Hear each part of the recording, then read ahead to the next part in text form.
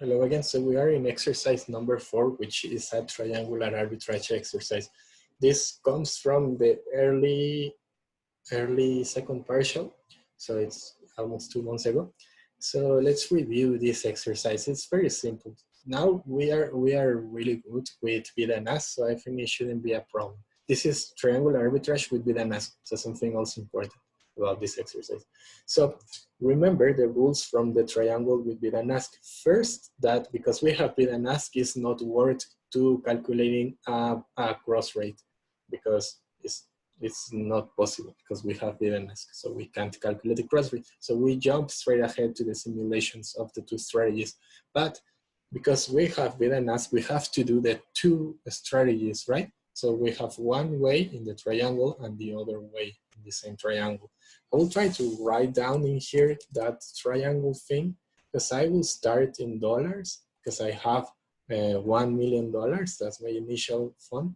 And then from here, I can move to, let's think, the euro, and then from euro to pound, and then I go back to dollars. That is one way.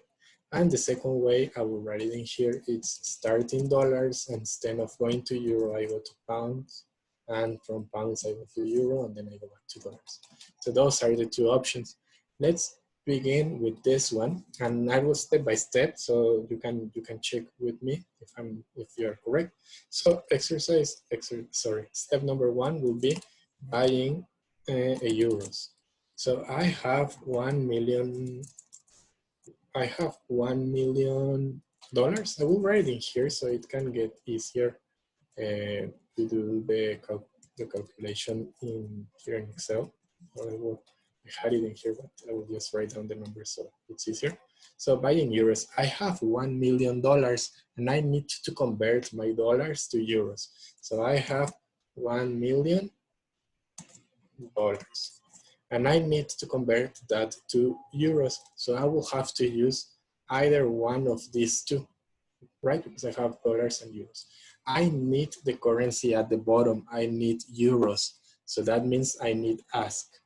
Okay, so I will have to use this one over. That's the currency that I need. And this currency is dollars over euros. I will even write like this so it can get, you can watch it in simple terms. Maybe you can see why I always say on top and top and bottom and bottom. So I have $1 million. I have this exchange rate. Do you think that I will have to divide or multiply? I need to divide, right? Because I have dollars on top in both cases. So I will have to divide. So 1 million over this, that will give me this amount of euros. So that's step number 1. Step number 2, buy pounds. So I have this amount of euros.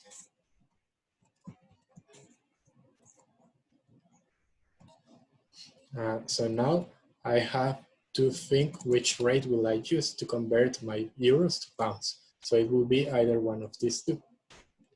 And the question is bid or ask. So I need to buy pounds. I need the currency at the bottom. Bottom means ask. So it will be this one. Ask. And this currency is euros over pounds.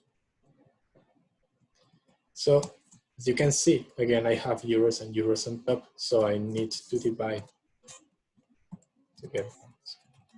And finally, I need to buy the dollars, sorry. So I have this amount of,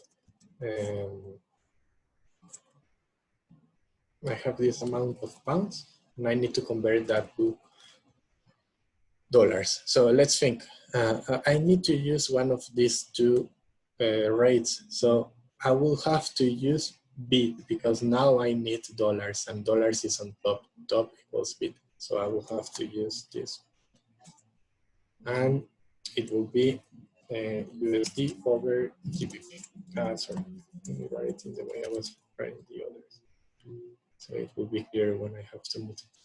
As you can see, I have pounds on top and at the bottom. That means I need to multiply. So this times this means that in the end, I end up having this amount of dollars. Finally, to finish with the exercise, I only need to subtract the initial investment of 1 million and mentioning that this is a profit. So this is the first triangle, the one that I did in here. Let's do the second triangle, okay? So I will do the same strategy, but the same methodology, but with the other strategy. So the first step will be to buy pounds. So I have this amount. Maybe if I copy this,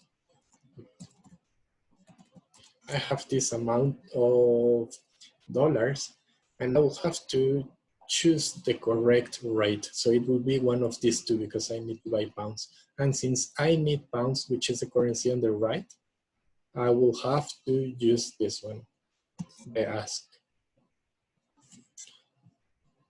And this is dollars over pound. So if I have dollars on top and dollars on top, that means I need to divide. So it will be like this. Next step, it will be to buy euros.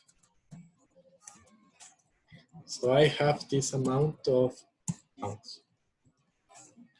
And I need to choose which rate to use. I need euros and I have pounds, so I will have to use one of these two rates. Since I need euros and euros are on top, I will be using bit.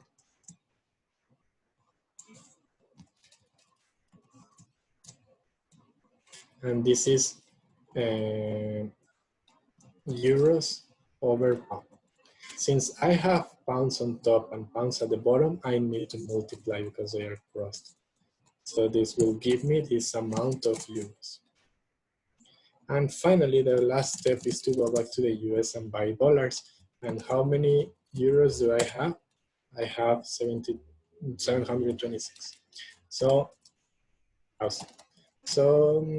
let's choose the correct rate. So I will have to use one of these two. I need dollars. So since I need dollars, I need to use bid. Okay, so it will be bid.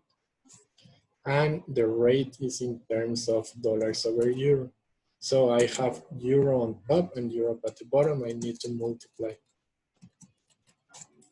So in the end, with this strategy, I will have a loss if I subtract the initial investment, a loss of 47,000.